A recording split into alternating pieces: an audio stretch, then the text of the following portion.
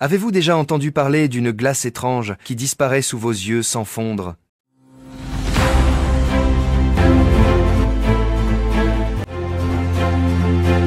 C'est la glace carbonique, le trésor de dioxyde de carbone qui alimente une industrie mondiale colossale, évaluée à plus de 7 milliards de dollars. La glace carbonique n'est pas un produit gelé ordinaire. Elle ne fond pas en eau, ne laisse aucune trace et s'évanouit comme par magie. Des laboratoires aux hôpitaux, des usines alimentaires aux scènes de concert, sa présence est partout. Pourtant peu de gens savent d'où elle vient ou comment elle est fabriquée. Dans ce film, nous pénétrerons dans les gigantesques usines où les émissions industrielles sont transformées en ces blocs de glace mystérieux. Rejoignez-nous pour découvrir ce voyage remarquable de la technologie du froid et comprendre pourquoi on l'appelle souvent la magie du monde moderne. Parmi les nombreux matériaux froids au service de l'industrie, la glace carbonique se distingue.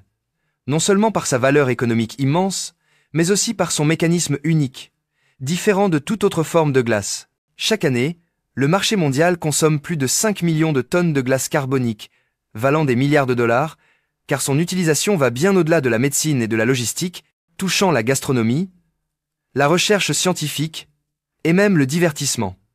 Cette production massive montre que la glace carbonique a évolué bien au-delà de l'image d'une glace spéciale. Elle est devenue un maillon essentiel de la chaîne d'approvisionnement mondiale. Ce qui rend la glace carbonique si particulière, c'est sa capacité à se sublimer. Contrairement à la glace classique qui fond en eau avant de s'évaporer, le dioxyde de carbone passe directement de l'état solide à l'état gazeux. C'est pourquoi un bloc de glace carbonique laissé sur une table disparaît simplement dans un brouillard blanc dense, sans laisser une seule goutte d'eau. Ce mécanisme la rend inestimable pour préserver les marchandises sans dommages causés par l'humidité, tout en produisant des effets de fumée spectaculaires sur scène et dans les films. La fusion de sa haute valeur économique et de ses propriétés techniques rares a transformé la glace carbonique en un produit unique, à la fois très pratique et profondément ancré dans de nombreux domaines de la vie moderne. Le dioxyde de carbone utilisé pour produire la glace carbonique provient souvent de sources qui seraient autrement jetées, comme la fermentation dans les brasseries ou les émissions de l'industrie chimique. Au lieu d'être relâché dans l'atmosphère, il est capturé et acheminé vers des systèmes de traitement.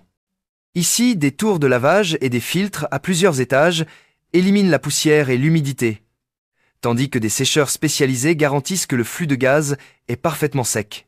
Le résultat est un dioxyde de carbone purifié à une propreté presque parfaite, récupérant les déchets, réduisant la charge sur l'atmosphère et surtout fournissant une matière première stable pour la chaîne de production de glace carbonique. Depuis d'énormes pipelines en acier, le dioxyde de carbone purifié s'engouffre dans une chambre de compression. Là, des pistons industriels le soumettent à des pressions de 600 à 700 livres par pouce carré, soit l'équivalent du poids d'un océan qui s'exerce sur lui. Un gaz autrefois léger se densifie, se transformant presque en une nouvelle substance. Le processus ne s'arrête pas là. Un échangeur de chaleur continue d'extraire l'énergie, abaissant la température à environ moins 15 degrés Celsius. Le résultat est un liquide limpide, si froid qu'il semble figé sur place. C'est l'ingrédient secret sur lequel les usines comptent. Compact, stable et prêt pour la prochaine étape, la création de neige de dioxyde de carbone. Dans la chambre d'expansion, le dioxyde de carbone liquide passe par des vannes de réduction de pression précises, passant de 230 à 300 livres par pouce carré à environ 15 livres par pouce carré, presque équivalent à la pression atmosphérique. Ce choc soudain fait qu'une partie du liquide se transforme instantanément en gaz, absorbant la chaleur du reste et le gelant immédiatement.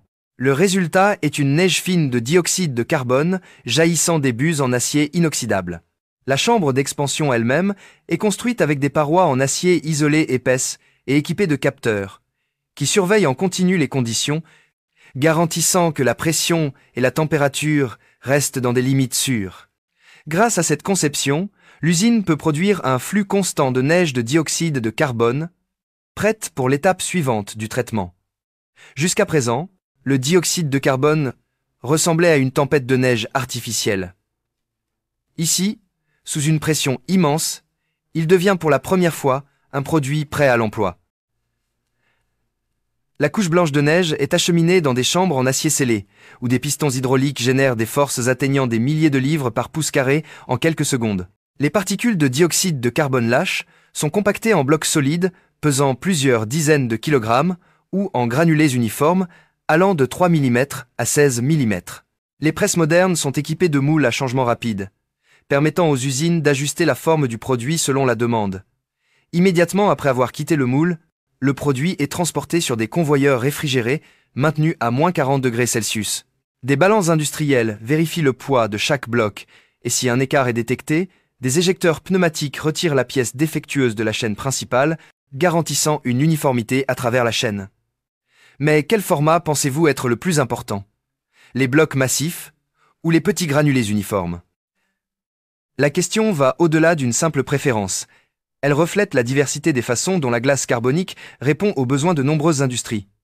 C'est le point culminant de la chaîne de production, le moment où le dioxyde de carbone invisible est comprimé en une forme solide, cohérente, durable et utile, ouvrant la porte à une vaste gamme d'applications. Le processus ne s'arrête pas à la compression. La chaîne transfère immédiatement les blocs et les granulés vers une station de finition conçue pour stabiliser leur taille et leur qualité.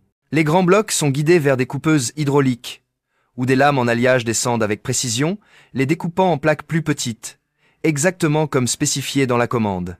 Pour les granulés, un tamis vibrant élimine les fragments, ne laissant que des grains uniformes. Tout se déplace sur des convoyeurs en acier inoxydable réfrigéré, avec des températures maintenues à moins 40 degrés Celsius pour empêcher une sublimation prématurée. Des capteurs thermiques installés le long du trajet surveillent constamment les conditions, garantissant que chaque produit reste intact. Chaque mouvement est préprogrammé avec précision, permettant à l'usine de maintenir une production élevée tout en préservant une qualité constante sur l'ensemble du flux de production. L'étape de l'emballage commence lorsque les blocs sont acheminés vers des machines d'emballage automatiques.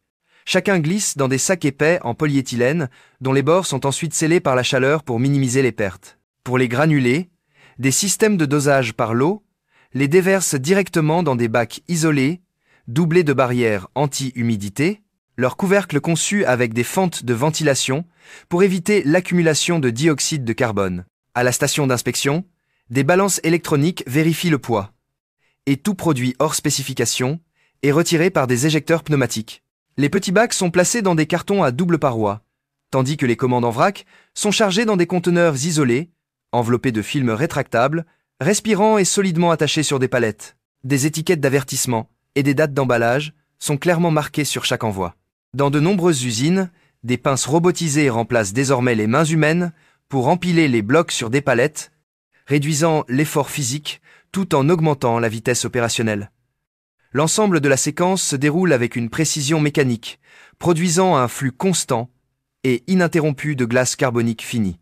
Les zones de stockage frigorifique maintiennent des températures basses et une ventilation constante, garantissant la stabilité jusqu'à ce que les chariots élévateurs déplacent la cargaison vers l'expédition sortante.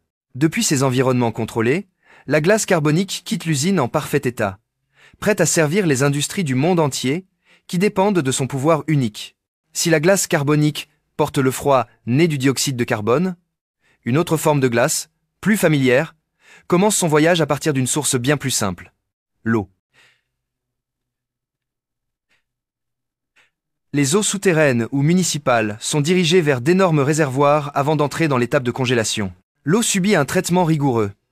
Des filtres grossiers éliminent les sédiments, le charbon actif supprime les odeurs et les composés organiques, et des membranes de microfiltration éliminent les micro-organismes. Certaines lignes ajoutent même une déminéralisation par des systèmes d'échange d'ions. Des moules en acier rectangulaire sont soigneusement alignés sur le convoyeur, attendant que l'eau pure soit versée depuis le système de distribution supérieur. Des dizaines de becs libèrent l'eau en unison, remplissant chaque moule avec précision, afin que chaque bloc commence au même niveau, garantissant une uniformité de poids et de temps de congélation. Une fois remplis, les moules sont abaissés dans un bain de saumure froide maintenu à moins 5 degrés Celsius, où le processus de congélation commence. Les couches extérieures se solidifient en premier, tandis que des busses d'air agitent doucement l'eau pour repousser les impuretés et les bulles vers le bas, gardant la glace supérieure claire et robuste. Au cours des 12 à 24 heures suivantes, l'ensemble du bloc se transforme en glace solide, surveillée en continu par des capteurs qui transmettent des données aux panneaux de contrôle. Cette étape précoce pose les bases de l'uniformité et de la qualité de l'ensemble du lot, Le bloc de glace fini reste solidement enfermé dans son moule en acier, et seule une étape spécialisée peut le libérer. Après des dizaines d'heures de congélation, chaque bloc, pesant de 136 à 159 kg, adhère obstinément aux parois du moule, impossible à retirer par la force humaine seule. À ce stade, un réseau de tuyaux d'eau chaude est activé, faisant circuler de l'eau à 35 à 40 degrés Celsius autour du moule. La fine couche de glace le long des bords fond juste assez pour ouvrir un espace microscopique, permettant au bloc de se détacher du cadre en acier. En moins de 30 secondes, le bloc massif semble soudainement plus léger que sa forme imposante ne le suggère. Immédiatement après, des lève-palettes hydrauliques soulèvent doucement le bloc, révélant une glace cristalline aux surfaces lisses et impeccables. Aux États-Unis, les usines exploitent des centaines de ces moules simultanément, produisant des dizaines de tonnes quotidiennement pour approvisionner les supermarchés, les ports de pêche et les réseaux de logistique à froid. Le moment où des dizaines de blocs s'élèvent ensemble, avec une brume blanche se répandant dans l'atelier, est un spectacle qui laisse les témoins novices en admiration. Pouvez-vous imaginer combien de personnes il faudrait pour déplacer un bloc pesant plus de 136 kg sans mécanisation? Cette étape de démoulage transforme le froid brutal en un produit tangible, créant le cœur même de l'industrie de la glace industrielle. Une fois les blocs de glace massifs libérés de leur moule, le processus ne s'arrête pas. Dans la zone de finition, les blocs pesant des centaines de kilogrammes sont guidés vers des coupeuses hydrauliques, où des lames en acier alliées descendent pour les découper en sections plus petites selon la demande. Certaines installations gardent les blocs intacts pour le stockage à froid, mais la plupart continuent de les couper en plaques ou de les broyer en morceaux plus petits. Des machines de coupe à commande numérique sont programmées pour garantir que chaque tranche soit uniforme, avec des bords nets et une perte minimale. Après une coupe grossière, des broyeurs rotatifs à haute vitesse transforment une partie des blocs en fragments ou en petits cubes. Ces morceaux sont souvent destinés aux industries de l'alimentation, des boissons ou de la conservation au détail. Des presses de moulage spécialisées compactent ensuite les fragments en cylindres uniformes ou en granulés arrondis. Pendant ce temps, des capteurs optiques et des convoyeurs automatisés trient les blocs par taille et clarté. La glace opaque, contenant plus d'impuretés, est séparée pour un usage industriel ou un refroidissement en vrac, plutôt que pour une distribution commerciale. Dans les usines américaines, cette séquence entière se déroule en quelques minutes, traitant des centaines de blocs chaque heure. La responsabilité de l'usine ne s'arrête pas à la production, elle doit également préserver la glace intacte jusqu'à son point de livraison. C'est le rôle de l'étape d'emballage et de stockage.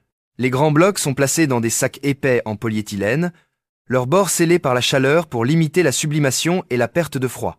Pour les cubes et la glace concassée, des systèmes de dosage automatisés les divisent en lots précis, remplissant des sacs de 2,3, 4,5 ou 9 kg. Chaque sac passe ensuite par des machines d'extraction d'air et de scellement, créant une fermeture étanche adaptée au transport longue distance. Chaque envoi est clairement étiqueté avec le poids, la date de production et les instructions de sécurité. Des palettes en bois ou en plastique sont utilisées pour empiler la charge entière, enveloppées dans un film rétractable pour assurer la stabilité pendant le transport. De là, le produit est déplacé vers un stockage frigorifique maintenu à -6, à -5 degrés Celsius, avec des systèmes de ventilation empêchant l'accumulation d'humidité. Dans cet environnement, la glace conserve sa dureté et sa clarté jusqu'à ce qu'elle soit prête à être expédiée. Les centres de distribution peuvent stocker des milliers de tonnes de glace à la fois, prêts à approvisionner les supermarchés, les restaurants, les services logistiques et les ports de pêche. Cette étape finale garantit que le produit atteint les consommateurs dans les meilleures conditions possibles. Du dioxyde de carbone invisible au bloc et granulé d'un blanc éclatant de la glace carbonique, le processus de production transforme un gaz résiduel autrefois ordinaire en une source puissante de froid, servant la médecine, la conservation alimentaire, le transport et même l'industrie du divertissement. Dans une autre direction, à partir de gouttes d'eau pure, l'industrie a créé des blocs de glace cristallins massifs qui soutiennent les supermarchés, les restaurants, la logistique et la vie quotidienne. Que ce soit la glace carbonique ou la glace industrielle, les deux révèlent la créativité humaine dans la maîtrise et l'exploitation du froid, le transformant en un outil pour répondre aux demandes croissantes d'une société mondiale. Derrière ces blocs gelés se trouve un voyage technologique qui unit science, ingénierie et vision. Un voyage qui transforme l'ordinaire en extraordinaire, Quel processus vous a le plus impressionné? Laissez un commentaire ci-dessous, mettez un pouce en l'air pour soutenir notre équipe, et n'oubliez pas de vous abonner à la chaîne.